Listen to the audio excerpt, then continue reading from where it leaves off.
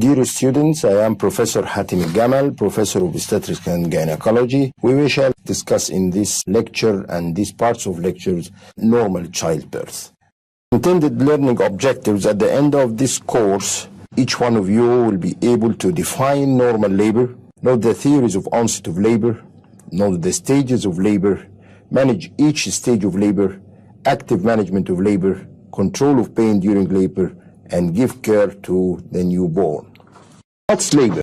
Labor is defined as a physiologic process during which a series of events takes place in the female genital organs in an effort to expel the products of conception.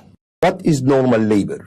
Normal labor is defined as the passage of single-term viable fetus of average weight presenting with the vertex in an occipito-anterior position through the natural passages with an average duration from spontaneous onset of uterine contractions with no interventions except episiotomy and with no complications to the mother and the fetus. So labor is considered as retrospective diagnosis and not a prospective diagnosis. In normal labor, serious biochemical changes occur.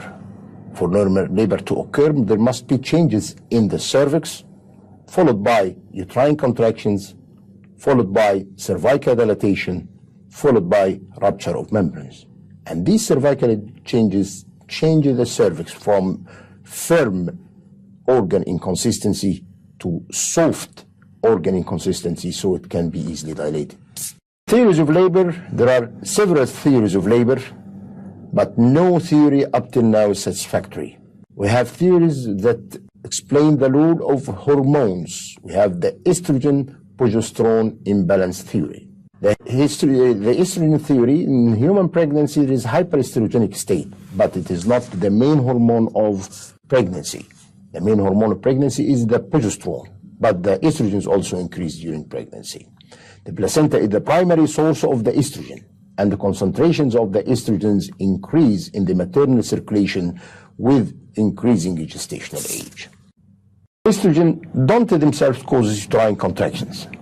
Estrogen promotes series of myometrial changes in which that it increases the prostaglandin receptors, increasing the oxytocin receptors, and increasing the gap junctions, upregulating and also upregulating the enzymes responsible for muscle contractions, myosin, light chain, kinase, calmodulin. The sum result is to enhance the capacity of the myometrium to generate contractions. In contrast, in most animal species, systemic withdrawal of progesterone is not a prerequisite for labor in humans. However, the spontaneous onset of labor at term may be preceded by physiologic withdrawal of the progesterone activity at the level of the uterus. So, at end of the pregnancy and before the beginning of labor, there is decrease in the hormone progesterone, the serum level, and this is in some called the estrogen-progesterone imbalance theory. Role of progesterone likely maintains uterine quiescence during pregnancy, limiting the production of stimulatory prostaglandins, inhibit the expressions of contraction-associated protein genes during pregnancy within the myometrium. Fetal theory, what is the role of the fetus in the start of labor?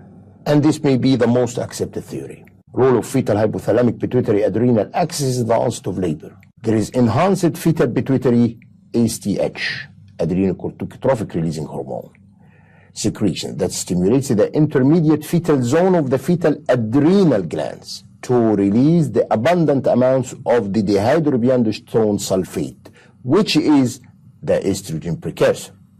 The fetal adrenal glands also produce large amounts of the cortisol that acts to prepare the fetal organ system to the extrauterine life. Number 2, to promote expression of number of placental genes. Number 1, corticotropin releasing hormone. Number 2, oxytocin. And number 3, prostaglandins, especially prostaglandins E2. This is the cervical change that occurs at the end of pregnancy. The cervix is a complex organ that undergoes extensive architectural changes to allow successful adaptation to the different physiological rules during pregnancy and labor. What occurs in the cervix before labor? Number one, softening, ripening, dilatation, and after labor, postpartum repair. Cervical ripening involves interactions between various cellular compartments to the extra and the extracellular compartments, as well as probably timed biochemical cascade and the stromal infiltration by inflammatory cells. These changes will lead to changes in the cervix from a firm organ inconsistency to a soft organ inconsistency, so it is be easily dilated under the effect of the uterine contractions. Cervical connective tissue are able to withstand the stress and recover their shape and form when the stress is removed.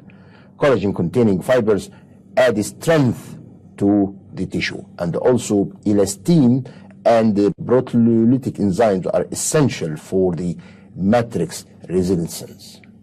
During labor or parturition, the increased amount of water content obviously helps to soften the uterine cervix, but proper dilatation depends on the changes in the collagen-containing fibers and the other component of the extracellular matrix. Cervical dilatation is accompanied by disruption of the collagen bundles, and the cellular response involves modifications of the extracellular matrix, with cervical stromal cells and the immune cells being responsible for the enzymatic remodeling of the fibrous connective tissue. Physiologic mechanisms involved in the onset of ripening at term are still unclear, although the collagenase enzyme has been implicated in this process. The clinical onset of labor, the most common question you will be faced with: doctor, when will I know that I am in labor? Labor is a clinical diagnosis. The onset of labor is defined as regular, painful uterine contractions, resulting in progressive cervical dilatation and effacement. Obstetricians have divided labor into 3 stages that delineate milestones in a continuous process. This figure represents the actual stages of labor: first stage, second stage, and third stage. However, some obstetricians add 2 hours following labor as the 4th stage of labor. This table represents the stages of labor, and you should know this table by heart. The first stage of labor starts from true labor pains, true uterine contraction, to full cervical dilatation, that the cervix is 10 centimeters dilated.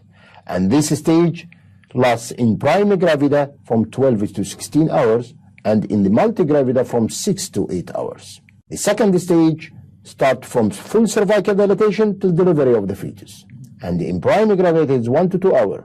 However, in the multigravida from half to 1 hour. The third stage, delivery of the fetus, starts from delivery of the fetus till delivery of the placenta, and it is less than 30 minutes.